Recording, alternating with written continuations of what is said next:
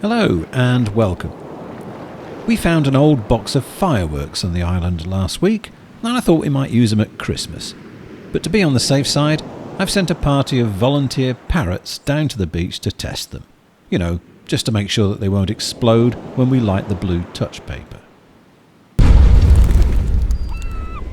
Oh, well, that one certainly wasn't safe.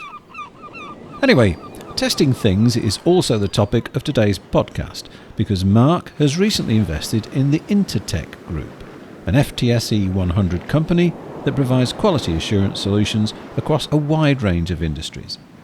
They're in the business of testing, inspecting and certifying the standards that apply to everything from food production and car engine emissions to the quality of crude oil and the safety of toys and pharmaceutical products. Plus, in this episode, we will also be announcing a special offer that will allow some of our listeners to gain free access to a popular investing event that's coming up in October. So stay tuned, and all will be revealed in this, episode 39 of the Desert Island Investor.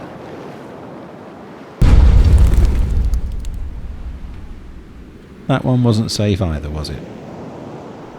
There are feathers everywhere.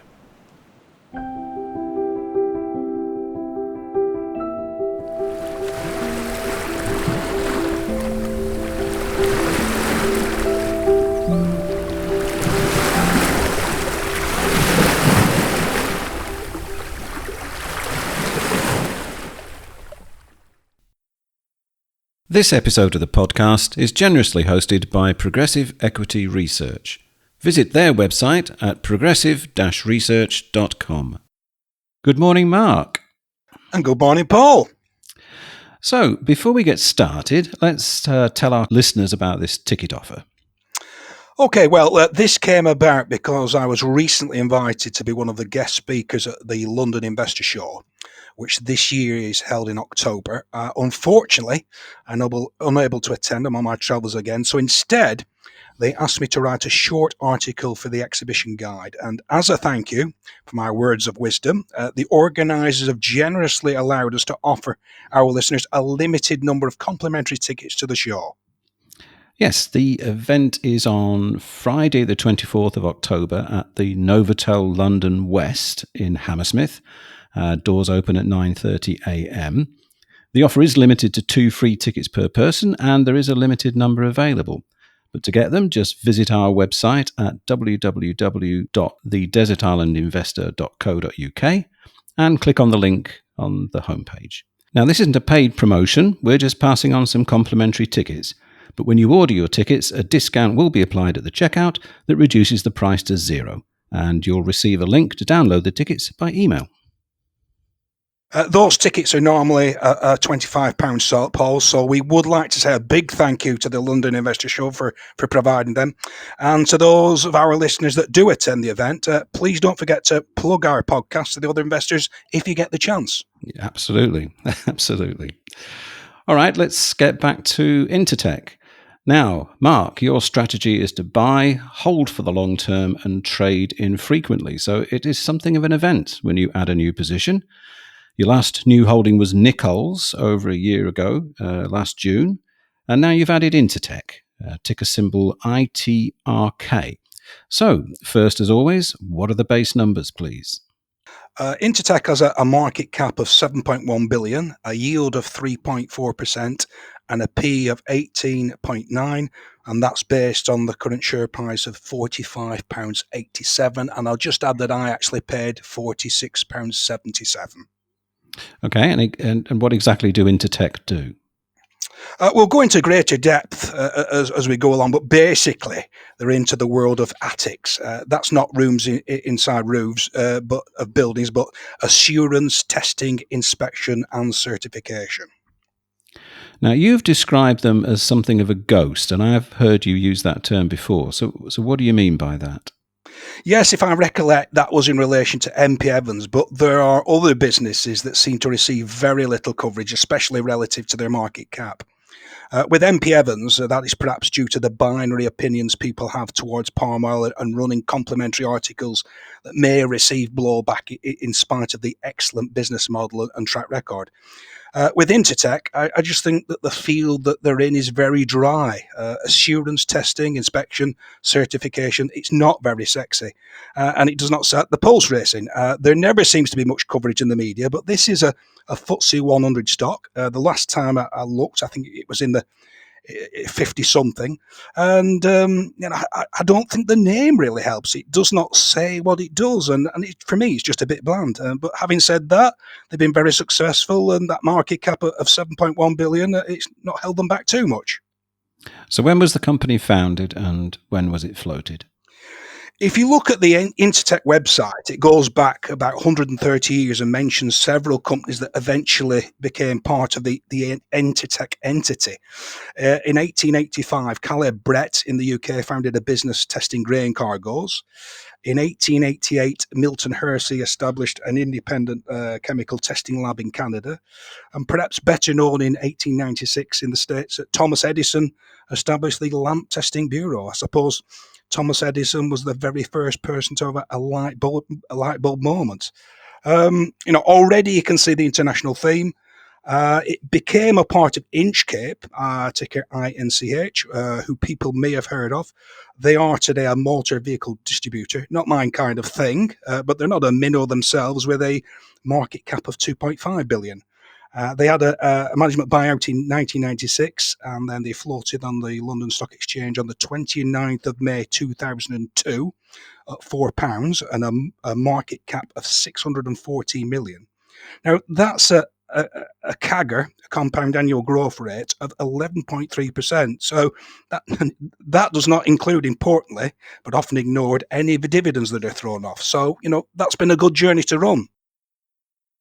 On that point for a moment, you say that Intertek has a market cap of 7.1 billion, but the cap of the former parent business is just 2.5 billion. So how did that happen?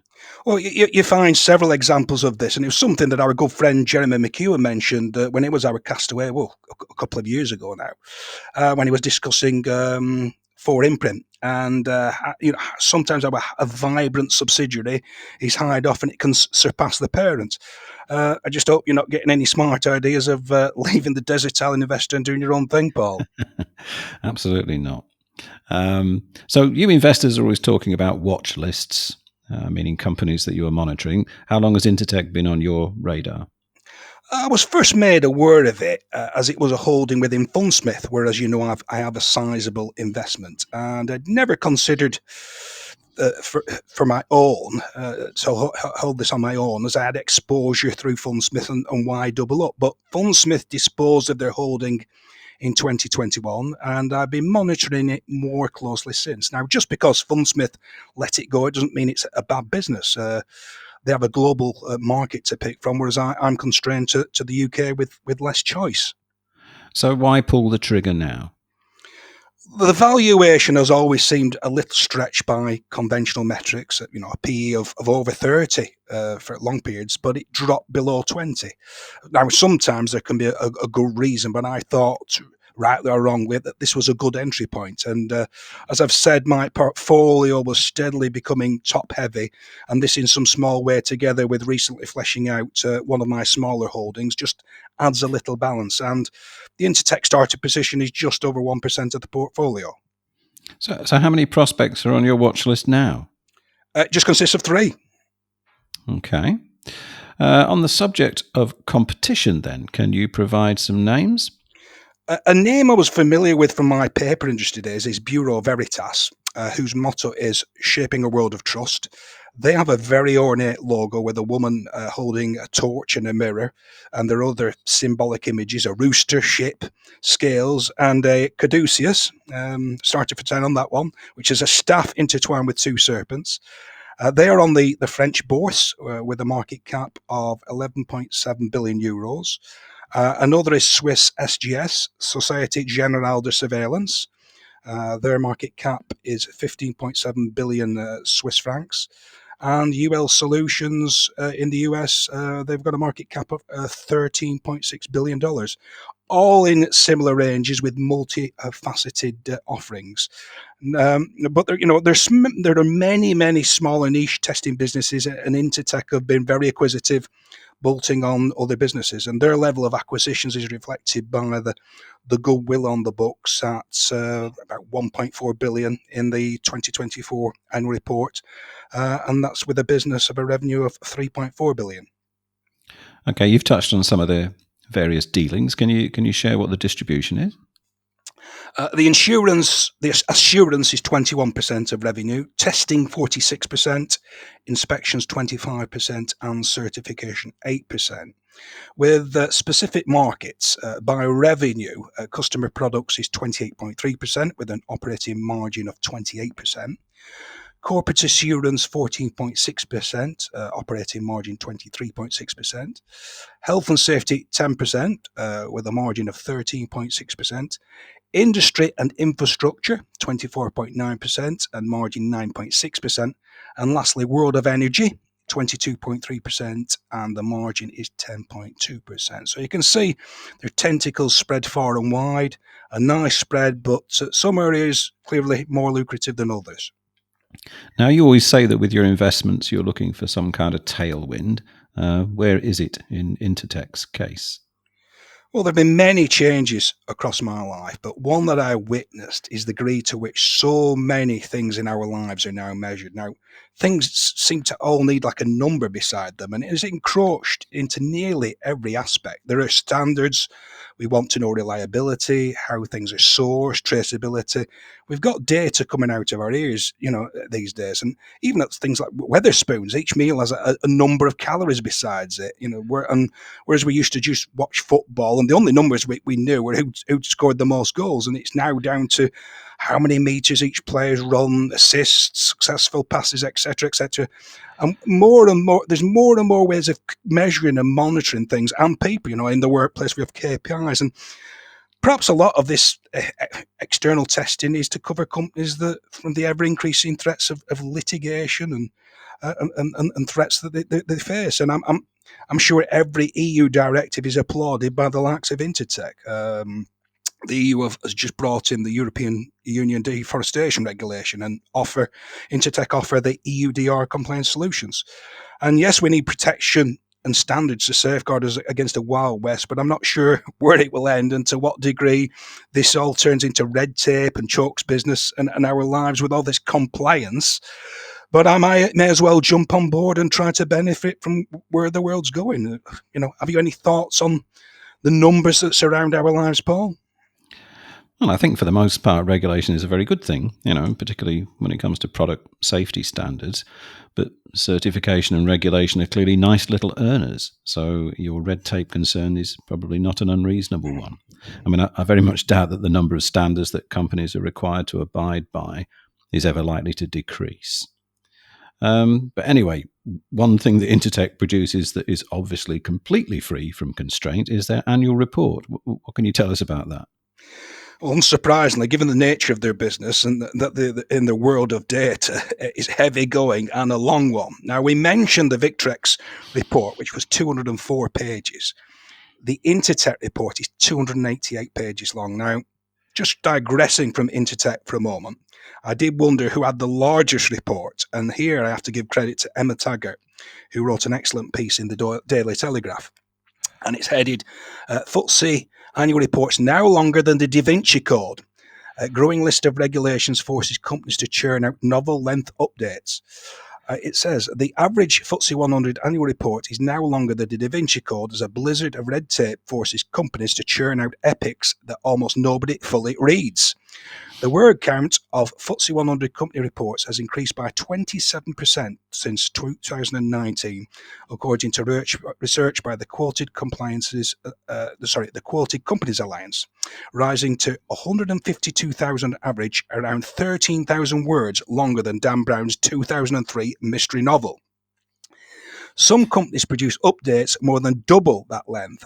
Devoted readers of HSBC's annual report may have to set aside a week or two to get through the 341,880 words over 446 pages that detail the goings of a London-listed bank.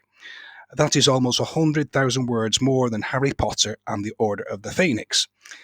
Corporate updates have ballooned in size thanks to a growing list of regulatory requirements and greater scrutiny of issues such as pay, gender, and ethnic balance within companies and the environmental impact of a business.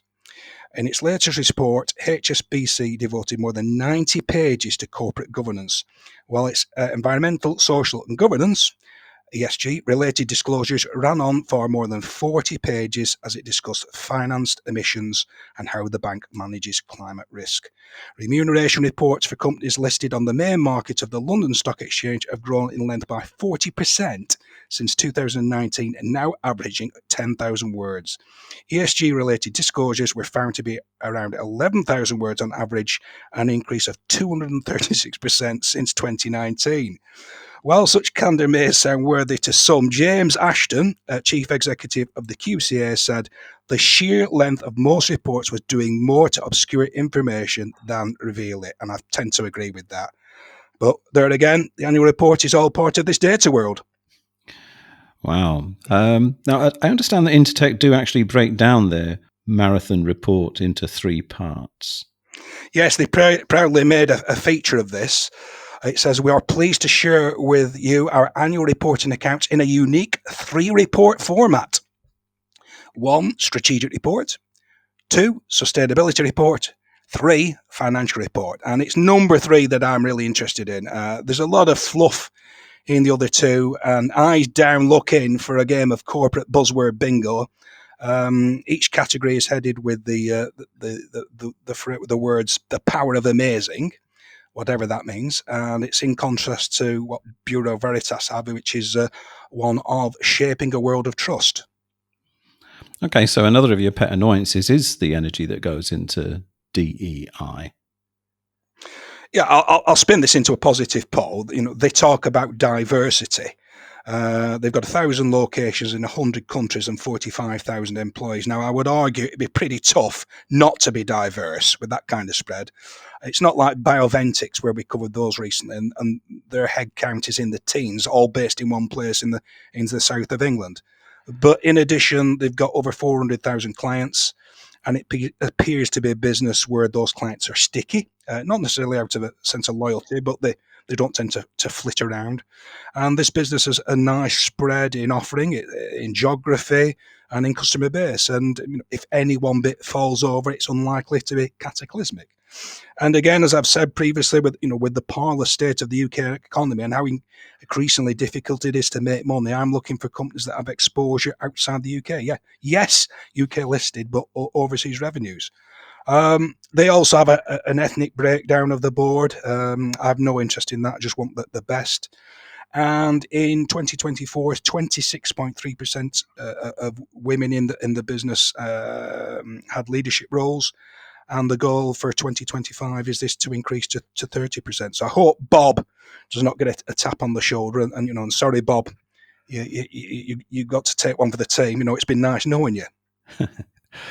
Okay, so Intertek have been very acquisitive. Can this be a danger for them? Yeah, well, in the financial report that starts way back on page 217, it shows that goodwill of 1.365 billion, and reflecting those acquisitions. And they did make a big one in 2011 when they bought Moody International for 450 million. But there have been a lot of bolt-ons in this seemingly fragmented market. And on the 1st of September, as an example, they announced the acquisition of EnviroLab, which is an industry-leading provider of environmental testing and analysis in Australia. It says they've got 200 highly skilled professionals across 5 laboratories in Australia and New Zealand, and generated revenues of 28 million. That was in the financial year ended June 2025. So there was no disclosed price announced, but it's relatively small fry. Transformational acquisitions can be risky and potentially fatal, but bolt-ons are easier to absorb both financially and operationally. And like some other of your holdings, they have a share buyback program in place, I believe. Yes, 7 of my 31 holdings have a buyback currently in place. They're not a rarity. Some like Barclays, which I shouldn't own really, and Tesco have daily RNS releases of their buybacks like a metronome, and others are a little bit more staccato.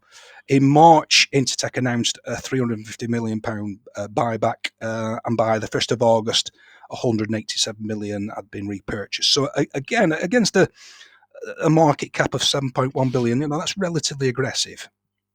And of course, what you feel more in your pocket than a buyback is that dividend.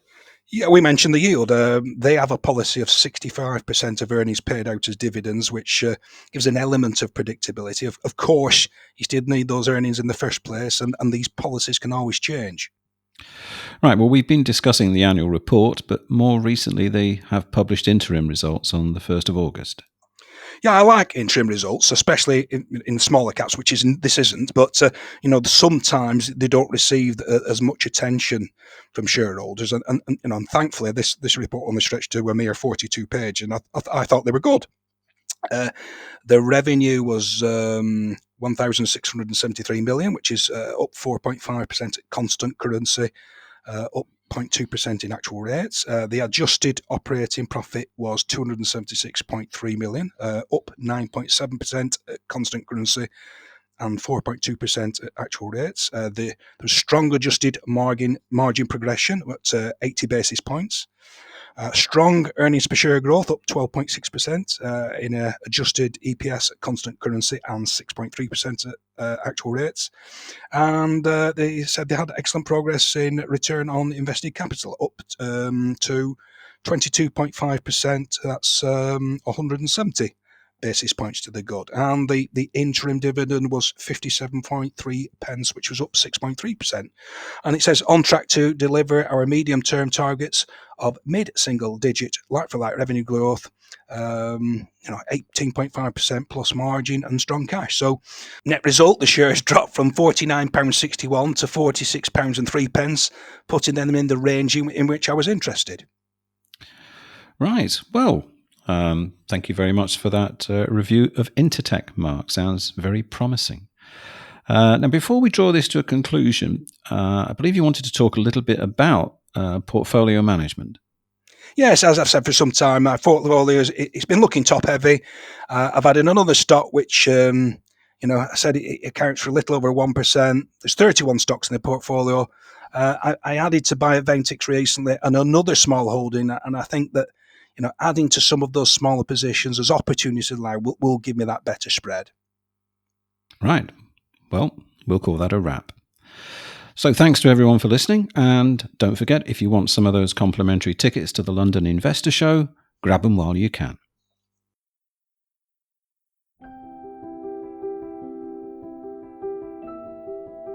Well, that's all for this episode. We hope that you enjoyed it. Please remember the content is for information only, and it is not financial advice.